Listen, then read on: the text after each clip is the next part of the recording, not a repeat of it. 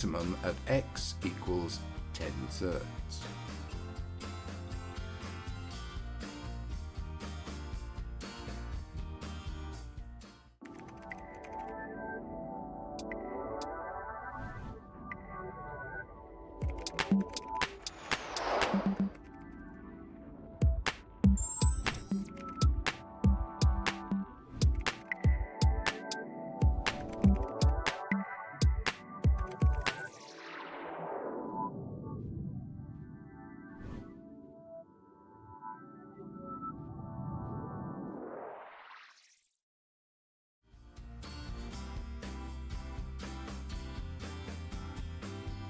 Finding the gradient of a curve at a single point. Recall, to find the average gradient between 2 points, we use the formula m equals the change in y values, delta y, divided by the change in x values, delta x, which equals y2 minus y1 all over x2 minus x1. We can determine the average gradient of the curve where h is the horizontal distance between the 2 points by drawing a secant through the points with x coordinates of x and x plus h.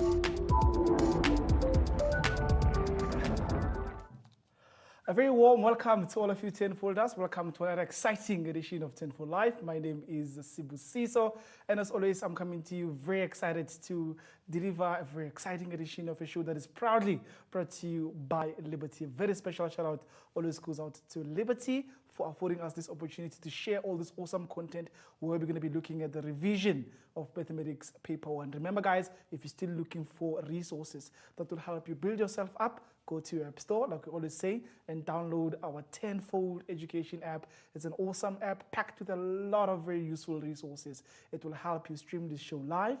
In addition to that, you can also send questions to us and we will get them to help you to understand how to work with them. In addition to that, if you go to WhatsApp and you send us a nice greeting, we will have decks there ready for you to give you practice resources such as past papers and a whole lot of very useful other resources that will help you with all the practice that you need in the world. Remember, it's exam time. So during exams, you need to have access to a lot of resources that will help you, of course, to practice. So if you need those papers on WhatsApp, we got you covered.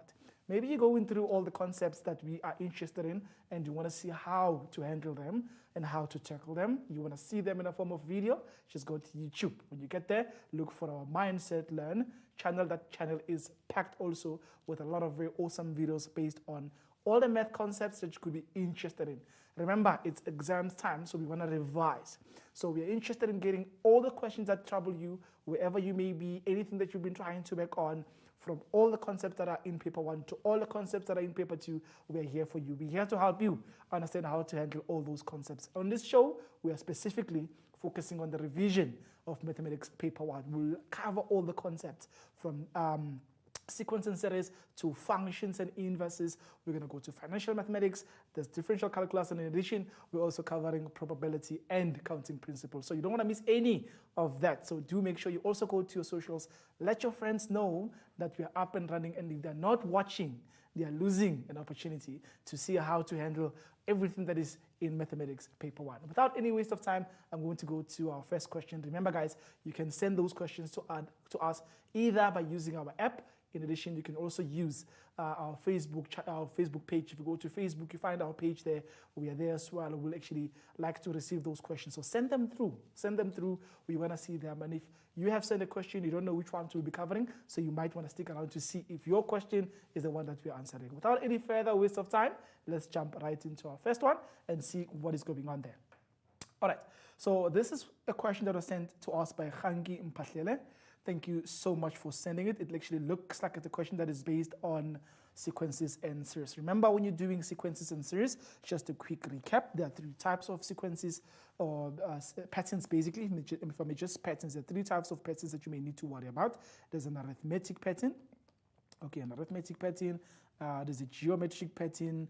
And in addition, there's a quadratic pattern. So these are the 3 patterns that you need to know how to work with. Of course, we may ask you to learn how to work with terms or even learn how to sum stuff up, which is where the story of sigma notation comes in. Remember, all arithmetic patterns have a common difference between the terms. So basically, if I just say this is term 1, and that's term 2, and term 3, and so on and so on, the important thing that makes a pattern to be arithmetic is that when you subtract these 2 terms, you're going to get a particular common difference. And when you subtract these terms, you're also going to get a common difference. So there's a difference between any consecutive terms. Between term 1, term 2, and term 3, you're always going to get a common difference. So that's what makes an arithmetic pattern an arithmetic pattern. In a geometric pattern, what is the story? Term 1, maybe this is term 2, and then you might have the third term. So these ones, you don't get the difference, but you get a common ratio. When you take the second term, you divide the first term, you're going to get what we call the common ratio. That common ratio is denoted by the variable r. Even when you divide these 2 terms in that order, term 3 divided by term 2, you're also going to end up with the common ratio. Lastly, what makes a pattern quadratic? Well, a quadratic pattern is quite interesting. I think you need about 4 terms to see that a particular pattern is going to be quadratic. If you check, you'll try and find the difference between consecutive terms. That will give you D1, but the value of D1 will not look the same as the value of D2, and it will not look the same like the value of D3.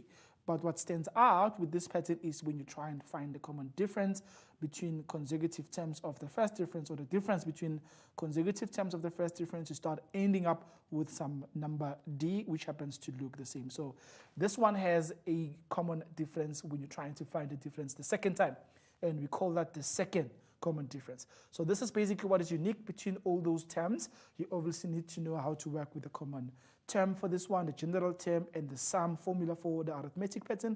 All this information is available in the information sheet or the formula sheet. Just look for any formula that has D on it. All those pattern formulas that have D on it have something to do with arithmetic. Of course, for Tn you lose T, and for sum you lose Sn.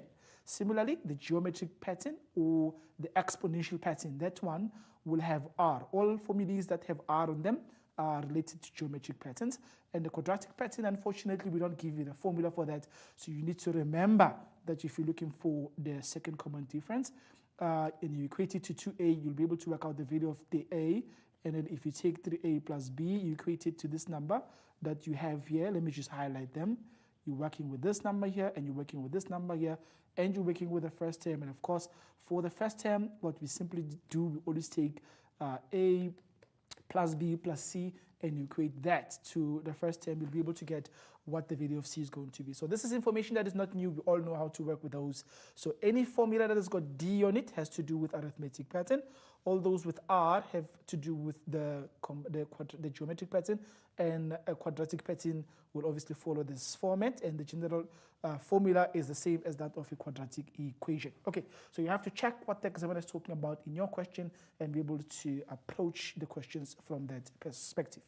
Okay, so this one that Hanki sent to us reads as follows. It says the following represents the first three terms of an arithmetic pattern. Immediately, my brain tells me that we're actually going to work with that, okay? And then what is going on here, we've got those first three terms, negative 24, we've got p, and we've got p squared as the third term. The examiner is asking you to calculate the value or the values of p. Okay, so what stands out for us here is if you list the terms, so negative 24, okay, and you have p, and then you have p squared. So the difference between consecutive terms, so term 2 subtracting term 1 must give you the same value as term 3 subtracting term 2. Okay, how does that look? So p minus negative 24, just be careful with the negatives, is the same as p squared minus p. And then you'll notice you end up with a beautiful looking quadratic equation, which when you simplify, you're going to end up with just p squared, take away 2p. When you subtract p on both sides of the equation, and then you're going to have a minus and a minus giving you a plus, which when you subtract on both sides, you're going to end up with negative 24. Okay, so that's a beautiful quadratic equation, which you can be able to solve by factoring it out. You're obviously looking for two numbers that will give you the number 24 when you add or when you subtract. So if you think about it, you have to make sure that you're not making a mistake there, because you might have a situation where you mess up the factorization. So do make sure that if you're not so sure about your factors, just use the quadratic formula. In this case, we are lucky because 6 times 4 will give you that number that you're looking for, which is 24. And of course, the bigger number has to follow the sign of the middle term. This has to be a positive. So I'm ending up with a p value of 6, or p can be equal to negative 4. Now, the biggest mistake you can do is assume that they're both correct. You need to always go back and check if your answers are making any sense. So I'm going to go put them back and see if p is 6, does this thing give me a quadratic equation? Not a quadratic, but an arithmetic pattern. Okay, so if I sub 6 back to the opening equation, I will have negative 24 as the first term. And then I just said p is 6, so I will have 6 here, and then 6 squared is going to give me 36.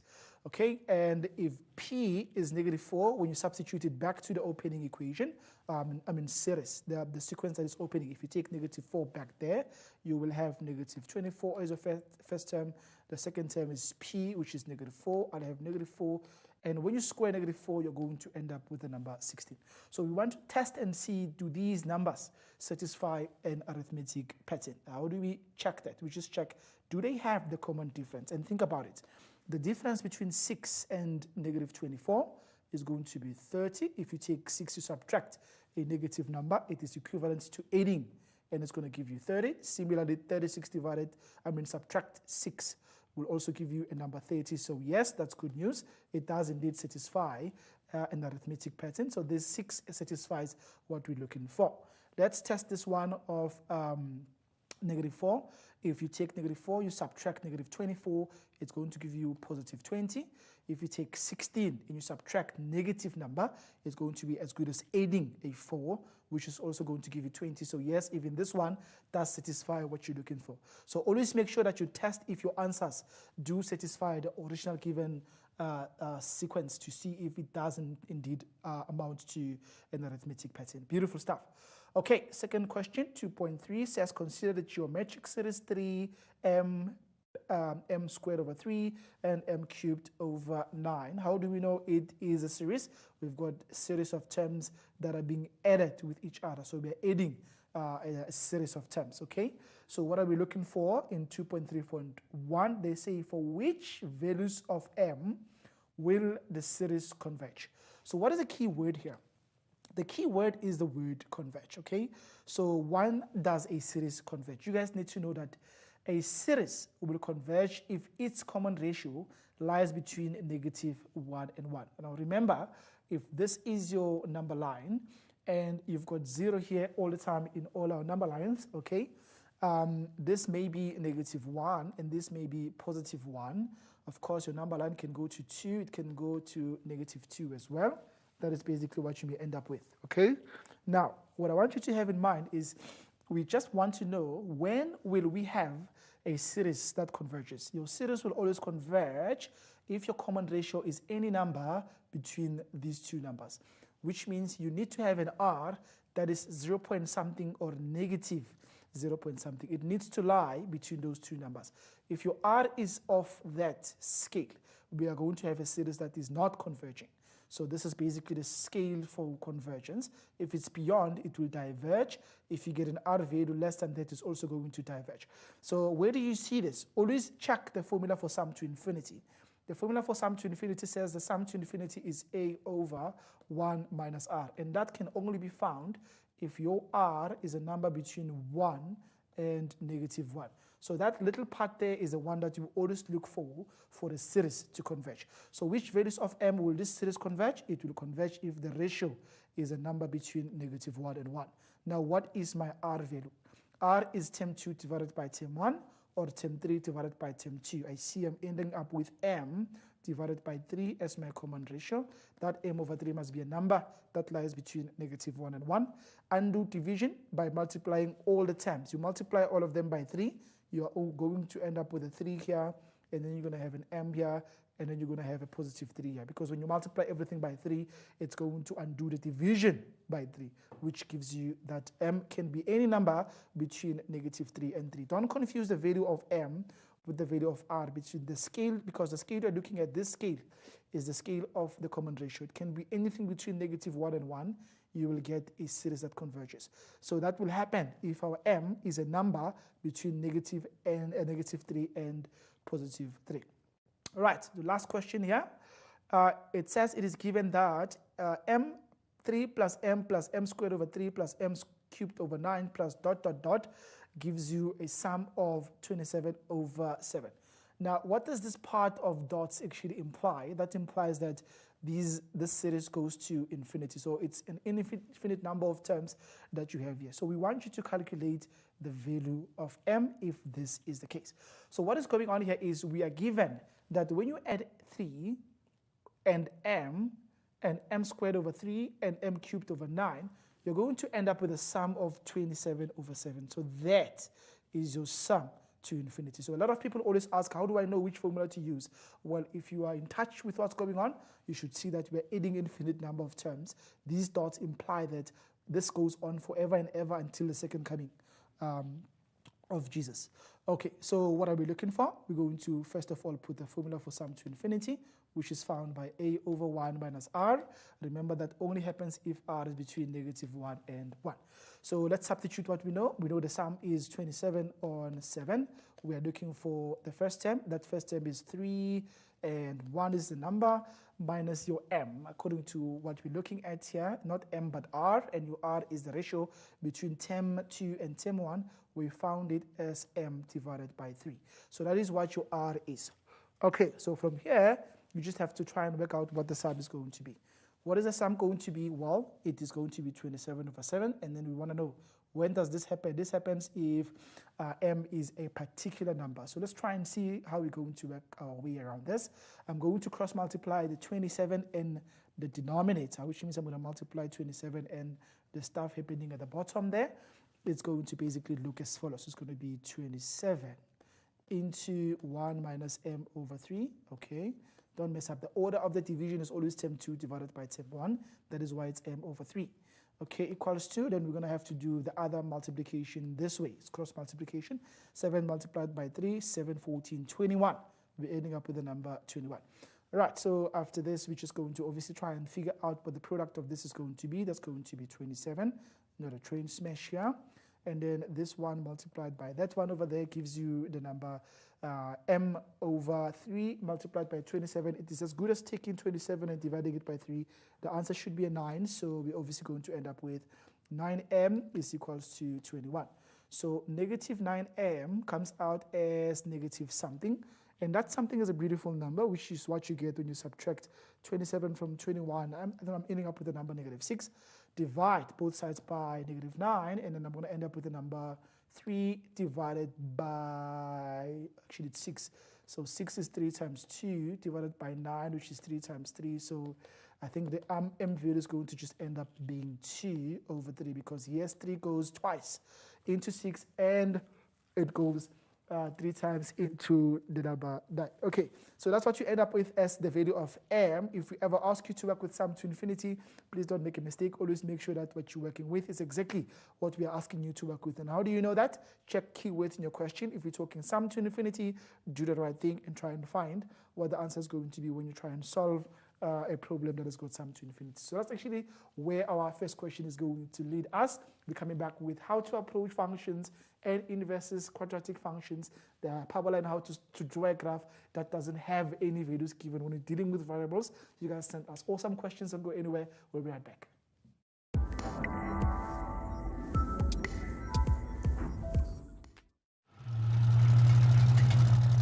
No one ever asks why we do the weird things we do.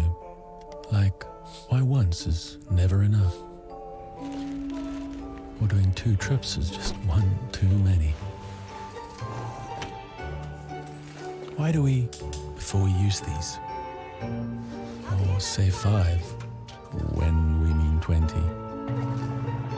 Why do we have second thoughts? And think that lift buttons make them go faster? Why don't we walk there, cross our fingers, touch wood, and struggle to hide our true feelings? At Liberty, we want to know all the weird and wonderful things that make us human, because human beings, being human, are what we make financial solutions for. Liberty, in it with you.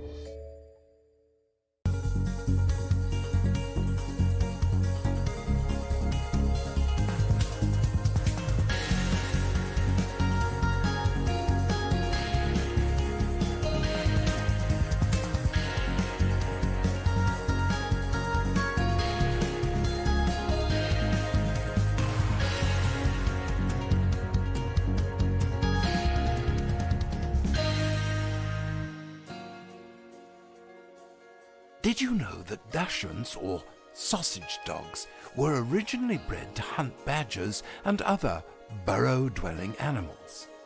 The name Dachshund is of German origin and literally translates to badger dog. This is because the long, narrow build of the breed was specifically developed to allow the dog to hunt animals that live in burrows, such as badgers.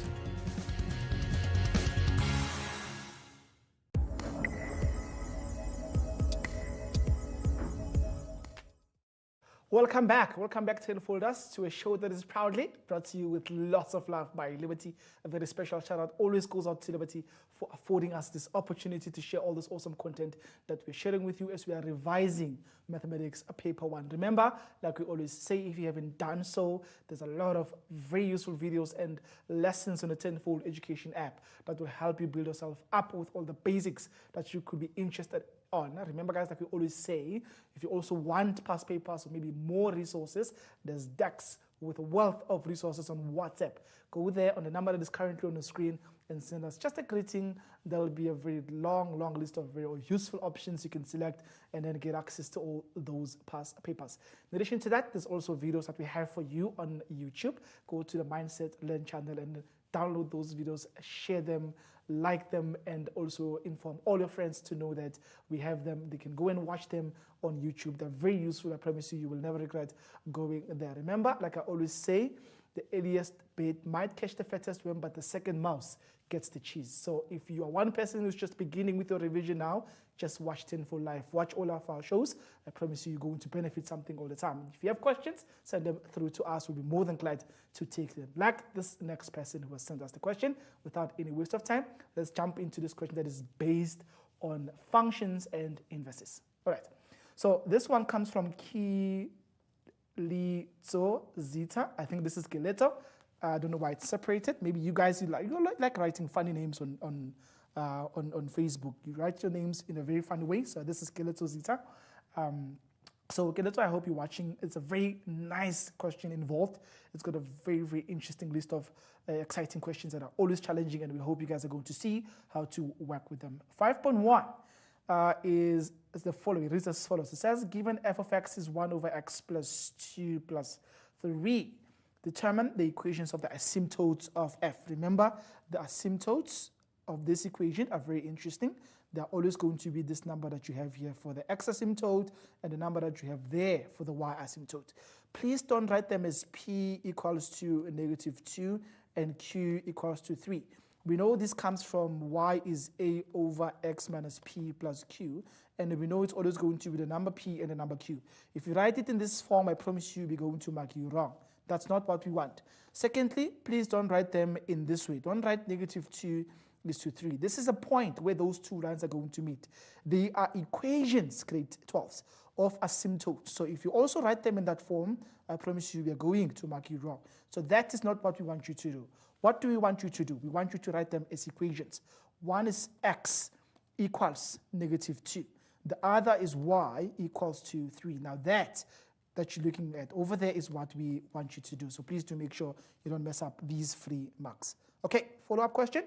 We're asking you to determine they say write down the y-intercept of this graph. Okay, so obviously we know for y-intercept, x is going to be 0. So for y-intercept, x always has to be 0, and for x-intercept, y always has to be 0. So that means what? That means on my graph, I'll have y equals to, what is the number on the numerator of our function? It is actually a 1.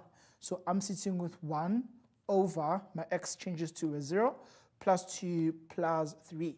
So that's actually a half plus 3. It's actually 3 times half, which is something pretty basic. If you think about it, it's just as good as adding 0.5. It's going to be 7 over 2 if you like, or 3.5. So that's going to be 7 over 2.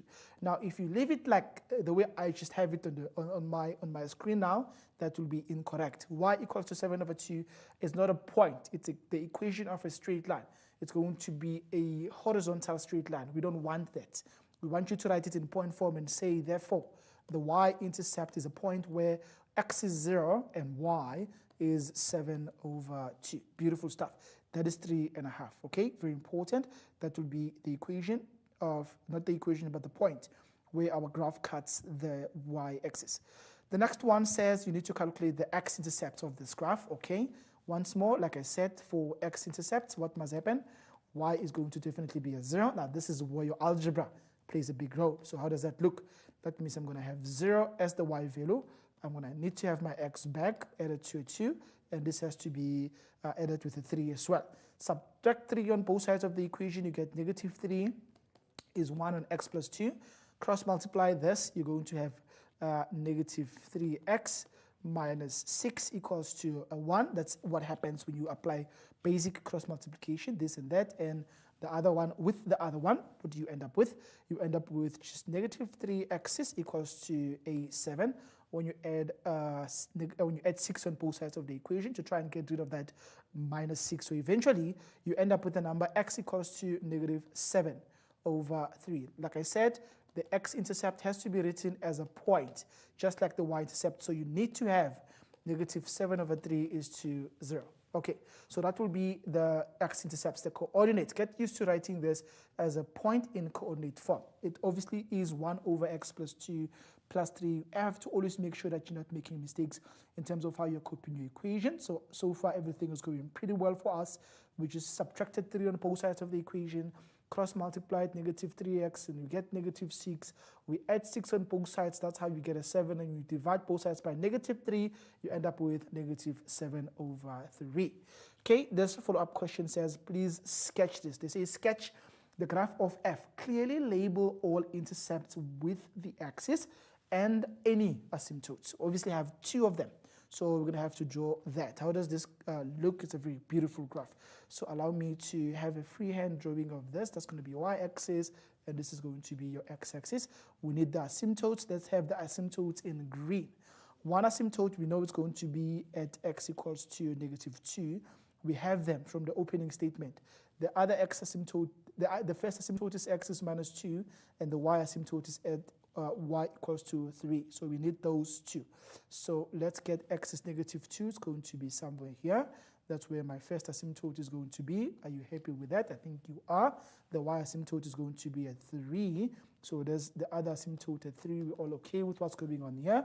Very basic graph, super simple. We need to now put the point where the graph cuts our axis. So 7 over 3 is 7 over 3. You don't know where it is until you change number 7 over 3 to a decimal. So it helps sometimes to just make a little note of what this number is as a decimal. If you're not sure, you can always call your calculator and type that 7 divided by 3. If it gives you 2 and 1 over 3, you press the change button. It changes it to 7 over 3. You press the change button again. It will change it to 2.3333. Remember, it's negative. That means it's going to be negative 2.3333. So if that number there is negative 2.33 recurring, okay, that means it is on the left of the x-axis after negative 2. That means it's going to be there. That's where negative 7 over 3 is positioned, okay? And the other point that I found is 3 and 1 over 2, which is 7 over 2. The y-intercept, we did find that the y-intercept is 7 over 2. Like I said, you can change that and view it in decimal. If you change 7 over 2, it's going to change to 3.5 as a decimal. That just helps you to see where it's located on the Cartesian plane. So obviously it's going to be north of 3. So that is where your number 7 divided by 2 is positioned. So draw nice looking curves that will cut through that critical point but not touch your asymptote. And then draw the second one on the top right quadrant. And then you're going to have all that. Make sure your graph is not touching your y-axis, your asymptotes, your horizontal asymptote and your vertical asymptote, and that will be how you draw a hyperbola. Very beautiful, super simple, and exciting to see. Follow-up question is question 5.2. This is where a quadratic function meets a linear function. It's a parabola and a straight line graph. The question reads as follows. It says, sketched below are the graphs of h of x is ax squared plus bx plus c, and h of x is negative 2x plus 4. Now, graph K, okay, that's K of x, not f of x. K of x has a turning point at the coordinate negative 1 and 18. S is the x-intercept of h and k, and h and k also intersect at t. Okay, so what is important here? 3 very important points that are mentioned in the love letter. First of all is that these two graphs share the x-intercept at point S. Secondly, we are given the coordinates of the turning point. And then lastly, these graphs meet each other at point T. So those are the 3 critical points that examiners mentioned to us in the opening statement. Okay, so what's the story here with the first question, 5.2.1? They say to us we need to calculate the coordinates of S. Now, what do we know about point S? You know, sometimes when you're doing these things, grade 12s, they're so simple, sometimes they make me really sad because you can't struggle with this. Why? Point S is a point on the x-axis. And already, if I put point S, I know what one number is anywhere on the x-axis. And that number is a 0. So all I need to worry about is what is the value of x if y is 0. Now, I've got two graphs. I've got the graph of k of x and the graph of f of x. The graph of k of x is not useful because I know nothing about it. I don't know what a is, I don't know what b is, I don't know what c is. But the straight line has got all the numbers that are important. It's got the gradient of -2. It also has the y-intercept of 4. By the way, this number here is obviously going to definitely be a 4 because we can see it is the last number on your graph of h of x. So I'm going to steal that straight line and use it to try and ask it to tell me if the equation of that straight line, which is h of x, was given to us as -2x plus 4. I'm going to take that 0 and just substitute it as the value of y. So I'm going to ask it, when that 0 is the value of h of x, what is the x value that corresponds to that? Okay, so you've got going to have -2x plus 4.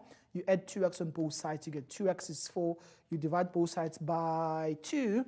Your answer comes out as 4 over 2, which gives you the number 2. Therefore, the coordinates of point S, which is what the examiner is asking for, is going to be 2 and 0.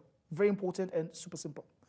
Okay, follow-up question says we need to determine the equation of k in the form y equals to a into x plus p squared plus q. Okay, so what do we know about this kind of a graph? We know that this number p and this number q, those are the coordinates of the turning point, where the first number is the x coordinate and the second number is the y coordinate. So let's have fun with this. Y equals to, I don't know what a is. Let's just maintain that x. Let's go back to the drawing. We were told that the turning point of this thing, okay, it's super simple. We were told what the turning point of this thing is. We're going to end up with the number that you have on top. It was given to us as -1 and 18. That those two numbers that you see on the turning point of the parabola, those ones, the ones that we're going to work with. Okay, the first one here is my p value, and the second one here is my q value. Remember, what you see on the drawing, if it's a minus, it needs to look opposite in the equation. So my equation is not going to read x minus 1 because I'm looking at -1 and 18, but it's going to read x plus 1. So come back here, okay? So I'm not going to have a minus, but I'm going to have a plus 1 as the x coordinate that I'm going to use from the turning point, which corresponds to my value of p. The q value, we take it as we see it, and we saw 18, so that's why I'm going to write plus 18. The green number is very special. It's always opposite between equation and the drawing, okay? Beautiful stuff. Now, I need to find the value of a, so we need any point on the graph to substitute for x and y so that we can solve for the value of a. And if you go back and you check, you'll remember we just found the coordinates of s, and s lies on the parabola. So that means we can steal that point s there, and those two coordinates we found, we just know that this is going to be 2, of course, from our previous calculation. So we're going to take those. My x is going to be 2. My y is going to be 0 because that lies on the parabola. So I just need any point on this graph. That point will do the trick. Okay, so come back. Okay, we're here. So I'm going to have 0 here.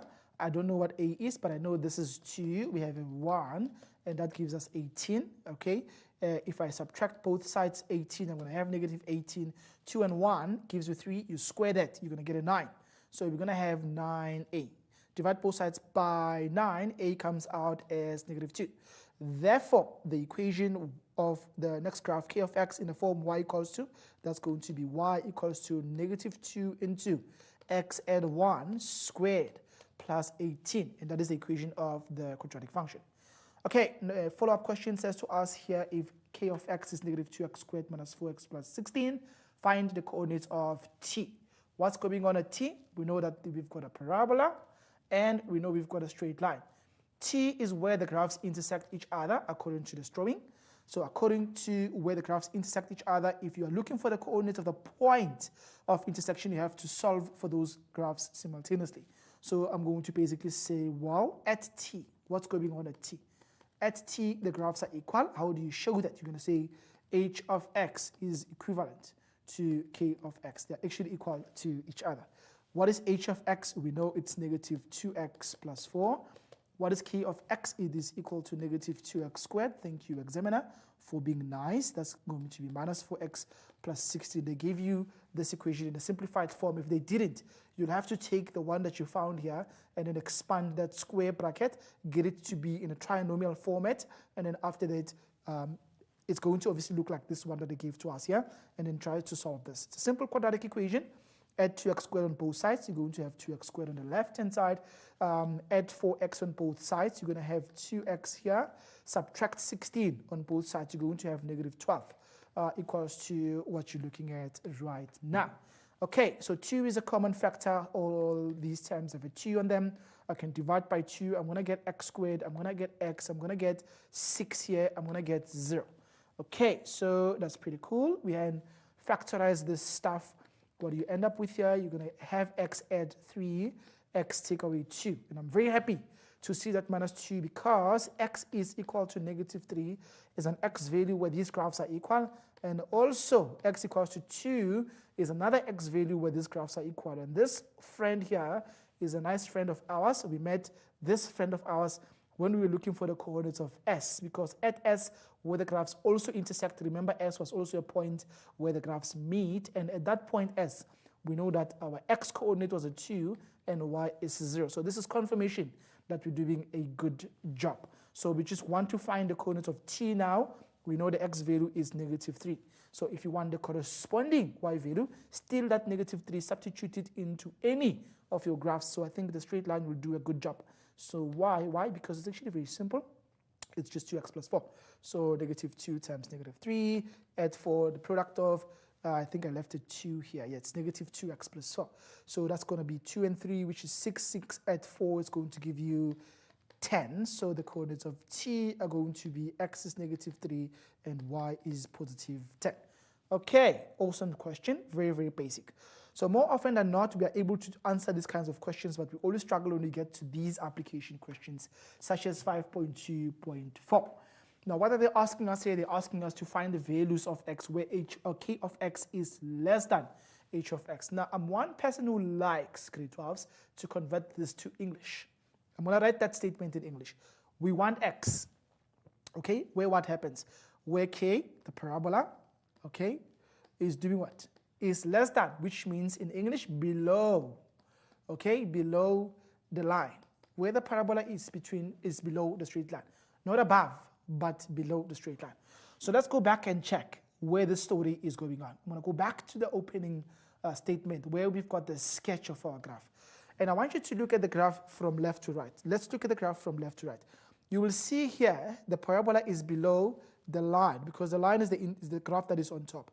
And I'm looking at it as I move from left to the right-hand side. So at these 2 points here, you'll see that the line is above and the parabola is below. And that is basically what we're looking for. So what we're looking for is happening here. It's happening here, it's happening here, it's happening here. But once you get to point T, then we have a problem. Because now the parabola goes above the line. You can see it jumps to go above. Now the parabola is above all the way until at point S again, because after point S it goes below. Okay, so we want it where it's below. And I think you'll agree with me that from this x value, we know that the x value there is negative 3.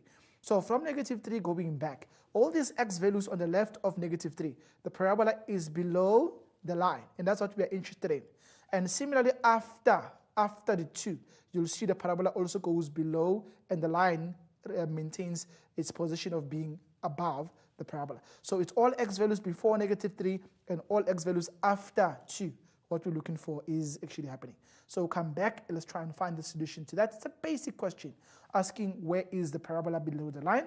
Well, the parabola is below the line for all x values before negative 3 or at all x values after 2. So it's always at the point where they intersect each other. If they had less or equal to the opening question, I would also have the equality signs also in my solution. Okay, the last question of these questions is asking us, it says, it is further given that K is the graph of the inverse, for which the values of X will the graph of G be concave up. Now, if it is further given that K, what is K?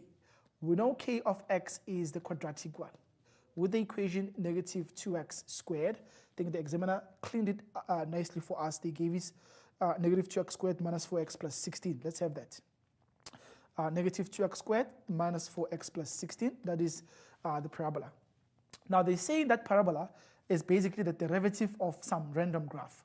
So if what I'm looking at is the derivative, grade 12s, negative 2x squared minus 4x plus 16. The question is, if k is the derivative, what was the original graph? Okay, what was the original graph? Obviously, the original graph was a cubic, because if you derive a cubic, you're always going to get a quadratic. I think you guys are familiar with that information. If somebody gives you some random graph, ax cubed plus bx squared plus cx plus d, and then you find the derivative of that, what you end up with is 3ax squared plus 2bx plus c. And you can see that the derivative is a quadratic. If the derivative is a quadratic, it means the original was a cubic function. So how do we actually compare this derivative with its cubic? Think about it, right? Very important for you to keep the following in mind. If I try to compare a cubic and its derivative, you're going to get something that looks like this, very powerful. It means if you know how the cubic looks, you will agree with me that the cubic will have the same sign as its quadratic. If the cubic was a negative, the quadratic will also be a negative. The shape of a cubic with a negative a value is always like this. This is how the cubic would look. This is how the graph of G, the original, will basically look, okay?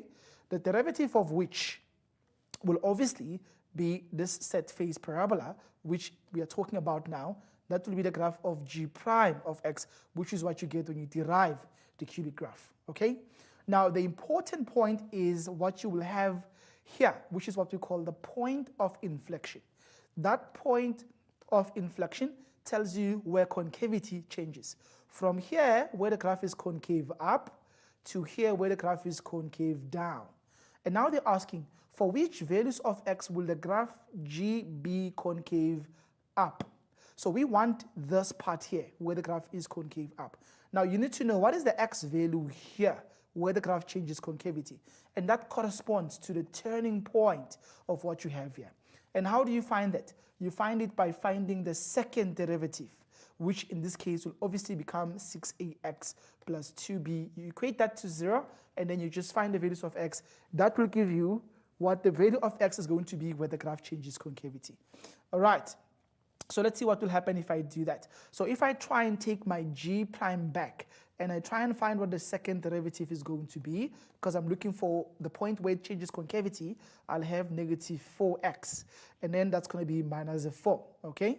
And then if I substitute 0 there by equating that to 0, I'm going to end up with an x value of exactly 1. So this graph changes concavity at x is equal to the number not 1, but negative 1, because you'll add 4 on both sides and divide both sides by negative 4. So you could have just read it off by looking at the original parabola, which has an x value of negative 1 at the turning point given. That is why it is 2 marks, because it's a straightforward question, but because you're watching Tenfold live, we want you to have a connection and see what is going on between these two concepts. Beautiful. All right, now we're going to go to our next question. This is question 5. It's based on an exponential graph. This one comes from Tabang Timothy Nakana. Thank you so much for sending this question, Tabang. Let's see what will happen. It's question 5. We're given the equation of f of x equals to a to the power of x, where a is greater than 0 and a can never be 1. Passes through the point 3 and 27 over 8, okay? You can see that point in the graph. It's a beautiful graph. They say use the sketch and the given information to answer the following questions. Right, okay, determine the value of a. That's the first question. This is a very super simple question. Every time we give you a point, you can just sub that as x and y. It's a universal concept that works across all points. So my x value is going to be 3, and my y value is going to be 27 over 8. Okay, let's return it. It was given to us as a to the power of x. We're going to have 27 over 8 for y, and our x is a 3. Okay, so 27 over 8 can be simplified to, I think it's 3 over 2 to the power of 3, because 27 is 3 cubed, and 8 is also 2 cubed. Okay, that's going to be equal to a to the power 3. They said a can only be positive. That was in the opening statement, so that means my A value is just going to simply be 3/2. Okay, beautiful stuff. No challenges there. And then the next question says write down the equation of the inverse in the form y is equals to blah, blah, blah. Okay, what is the process of finding an inverse? Well, let's start by putting the equation 3/2 to the power of x. This is the original. For inverse, you interchange x and y. Where you see y, you put x, and where you see x, you're going to put y. So I'm just interchanging those two because that's how the whole concept of working an inverse works. It's going to be 3/2 to the power of y. If you make y the subject, it will just become y is the log of x with a base of 3/2. So the base of the exponent will be the base of your inverse graph. So the inverse graph is super simple. It's going to be y equals to the log of x with a base of 3. Okay, cool. So now they say determine the values of x for which the inverse equals to -1. So we just want to find x where the inverse equals to -1. So basically here we're testing your algebraic skills. Can you solve for x if you have what you're currently working with? And I'll show you how you could also do it using the original function. Okay, so what I'm going to do is I'm going to take the inverse graph and substitute the y value with -1. So that means I'm going to have -1 is the logarithm with a base of 3/2 of x. Okay, so we want to change this back to the exponential form. The base 3/2 will be the base 3/2. And what you had on the left-hand side goes up and becomes an exponent. And you've got x on the far left. And I know if you just inverted it, an exponent of -1 just means flip this thing upside down. 2 goes on top and 3 comes at the bottom. And that, beautiful people, will be the value of x where the inverse is equals to -1. Absolutely awesome question. Algebra all the way. Algebra is very powerful. This is Tenfold Live, coming back with a question on financial math and a little bit of differential calculus. Don't go anywhere. We'll be right back.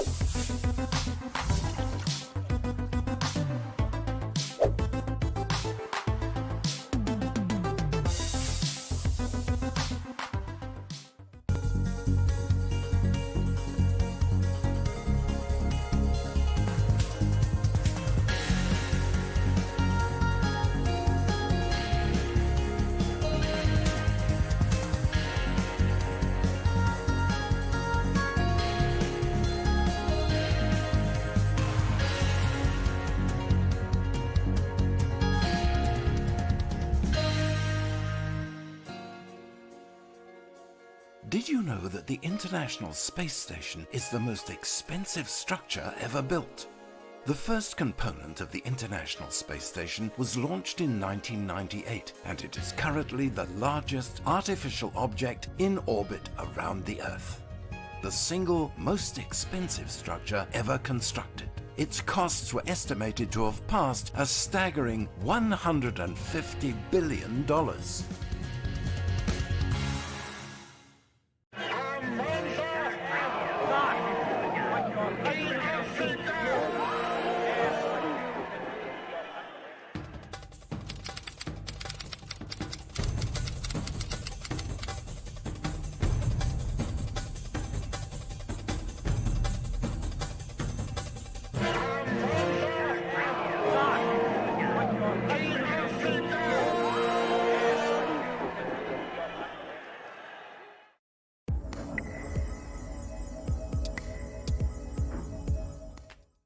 Welcome back, Tenfold, to a show that is proudly brought to you with lots of love by Liberty. A very special shout out always goes out to Liberty, guys. And thank you also for joining us on this awesome program where we're revising mathematics paper 1 using questions that you are sending through to us. So thank you so much for those. Remember, like we always say, if we are doing something, we're touching on a concept, you need more on that, you need lessons on this, go to your app store, look for the Tenfold Education app. It's also packed with a lot of extra resources, such as streaming this show live from wherever you might be. Anytime when we have this show, you'll be able to watch it. In addition to that, perhaps you need access to past papers or a lot more resources. Just go to WhatsApp, send us a greeting. Dax is there with a whole lot of resources as well. You'll get hooked up with awesome papers that will also help you guys revise as you're preparing yourself for the upcoming exams. Beyond that, maybe you need to see more of what we've done before and you need to see more videos. Just go to YouTube and look for the Mindset Learn channel, like the videos, share them with your friends, encourage them to also go watch them. We covered anything and everything that you are interested in on any of these concepts. Perhaps you need more examples on financial mathematics or maybe more examples on differential calculus. You want to see how to work with that before you go and write. Just go and watch. We've got awesome stuff we've done there, right there as well. Okay, so we're going to our last question for today's program. This is based on financial math. We try to focus on what was more troubling for you guys. So this one is a question that comes from Itumeleng. Let's go and check it out. All right, so we're going to be a little bit quicker on this, beautiful people. Remember, we're revising. We're not really learning these concepts from scratch, so we've covered a lot of ground already. So we'll just try and help you guys to see how do you read these questions and approach them. Question 7 reads as follows. It says, Kanya or Canva bought a motorbike valued at 40,000 rands. After 5 years, the value of the motorbike has depreciated to 26,700 at the rate of R% per annum on the reducing balance method, compounded annually. Calculate R, the rate of depreciation.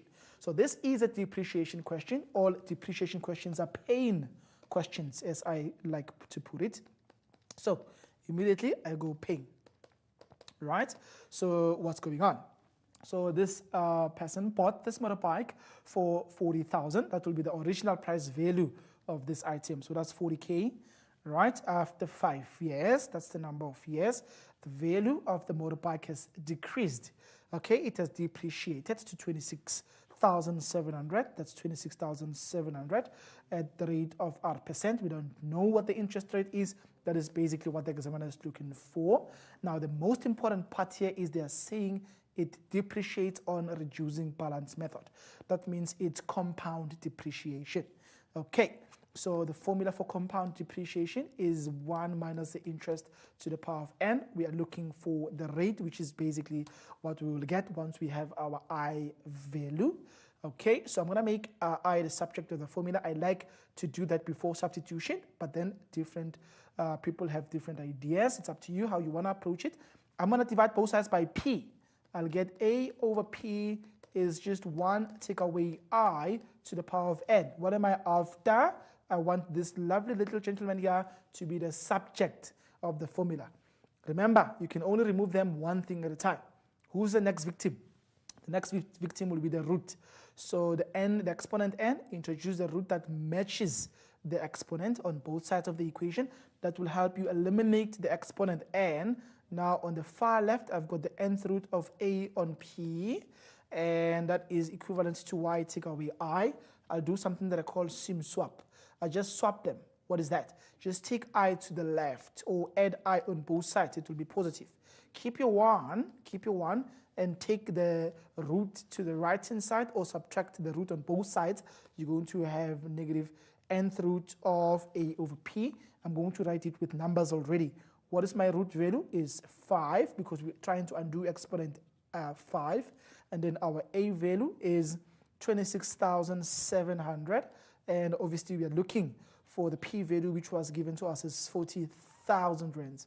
And then all this information, you just punch it in your calculator. You should get a very simple answer that will tell you what is the rate of depreciation. Remember, you have to always make sure that once you're done writing it, you have to obviously express it in the form that was required, which is in percentage form. It's always important to make sure that even if you're looking for I, do not leave that I in decimals, but always make sure that you write it as a percentage and you're not making a mistake with all the numbers that you have there. So once you've got this, for example, you will see that you end up with the number 0.077 as the answer that you get with more decimals. Multiply it by 100 before you convert it to a percentage. And once you multiply it by 100, I'm actually ending up with the number 7.77% per annum as a rate of depreciation on reducing balance method. Super simple. Okay, so we may not be able to finish the second question, but we'll just touch on it to help you understand what is going on, because this looks like an annuity question, which is pretty awesome. A bank granted Nathan a loan of 1.2 million to buy a house. He agreed to repay the loan over a period of 15 years at an interest rate of 11.5% per annum, compounded monthly.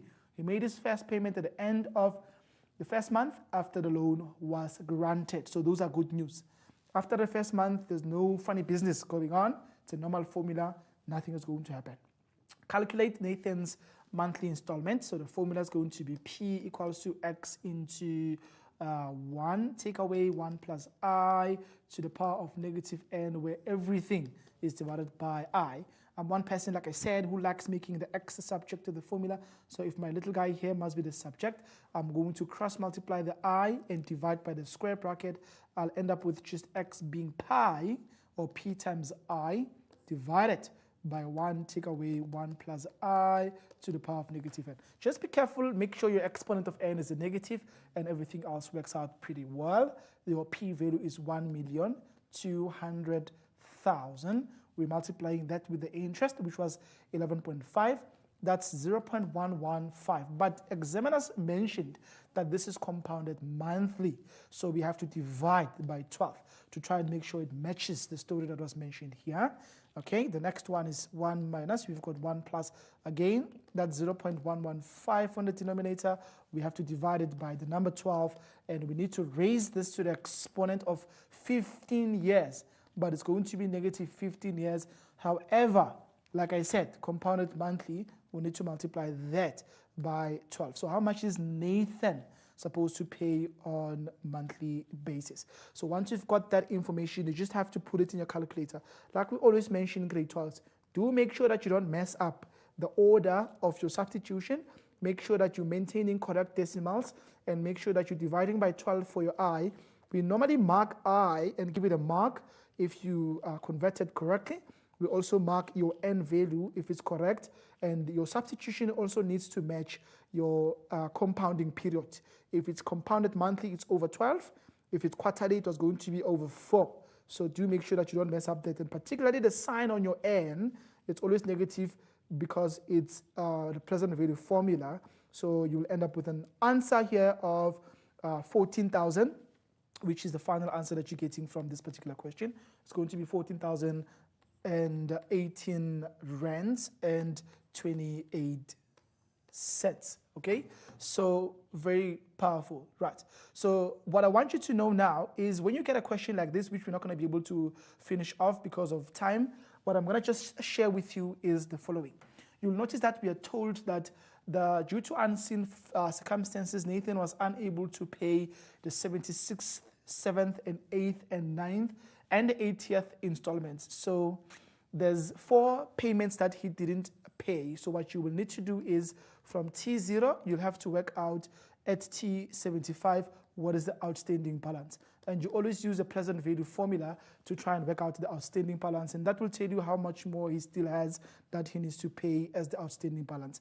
Always make sure that you use the present value. 15 years times 12 minus 80 will be able to give you what the n value is going to be in your present value formula to try and work out the solution. Right, so that is actually how you would work a financial maths question if somebody skips the payment. If you want to see more, go to Facebook. We've got more of the information that you might need to try and make sure you cover up all the stuff that we didn't talk about. This is Tenfold Live, proudly brought to you by Liberty. A big shout out to you, to the production team. Until we meet again next time, bye-bye.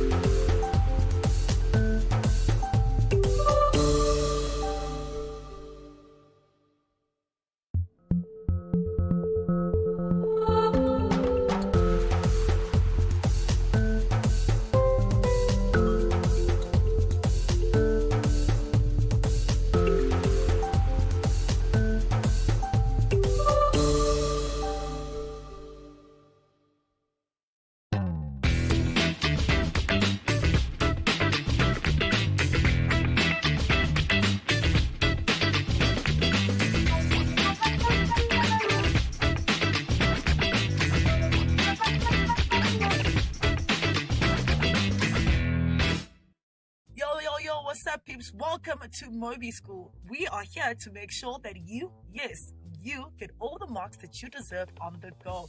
We're here every Mondays to Fridays from 2 to 3 p.m. only on Mindset Learn TV. Now, this is a whole hour worth of revision just for you. And I hope that you've got your notepads and your pens ready and that you and your study group are game for today's revision session.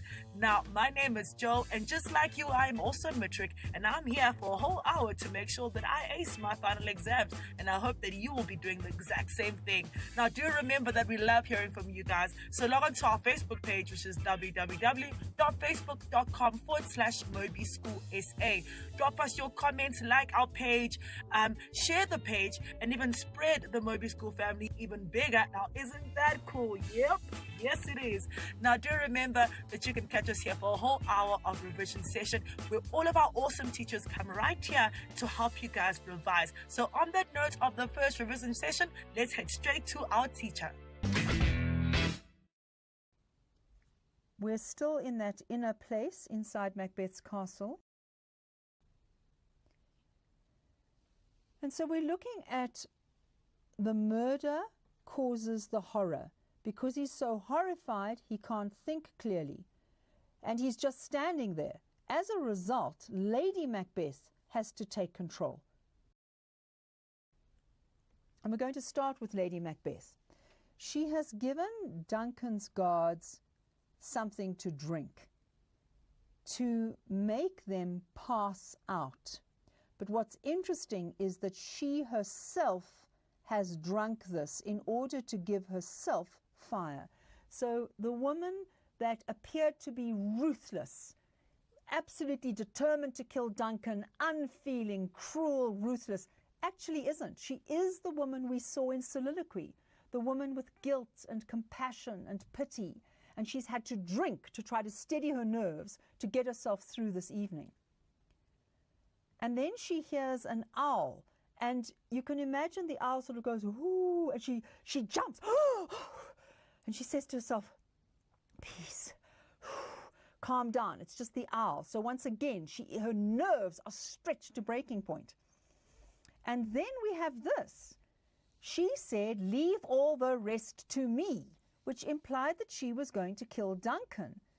And she says, I would have done it, but Duncan looked like her father.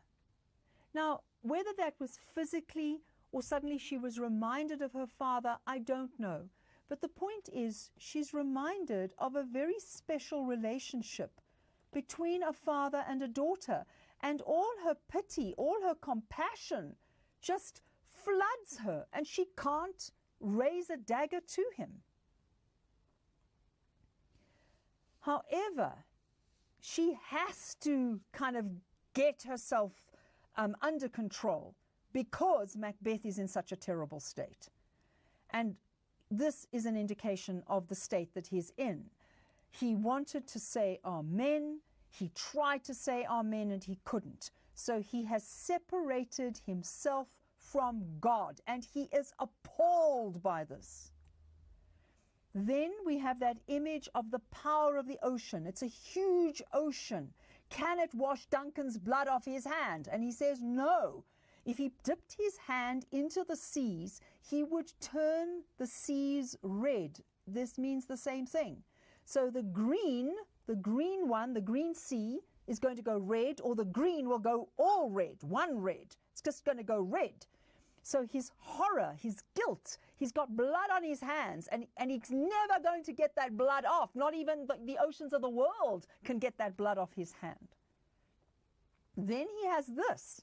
He hears a voice crying, sleep no more, Macbeth does murder sleep. And she says to him, for heaven's sake, what voice were you hearing? And she says, this is an hallucination. This is nothing, this is just in your head. You're behaving like a child. You are brain sick. So he hears this voice, and then right at the end of the scene, he says, wake Duncan with thy knocking. I would thou couldst. I wish that you could. So look at the state Macbeth is in. He is appalled and horrified. He's filled with guilt. He's filled with regret. I don't know about remorse. Remorse is when you're going to try and put it right. But at this point, He's certainly filled with all these feelings that he should not have done it, horrified by it. I want to emphasize bonds, because we are tied to people and beings in our world and to creatures in our world. And if we commit something like a murder, the first separation is from God, and then Macbeth is going to be increasingly separated from other people. This is a wonderful speech. Let's just look at it.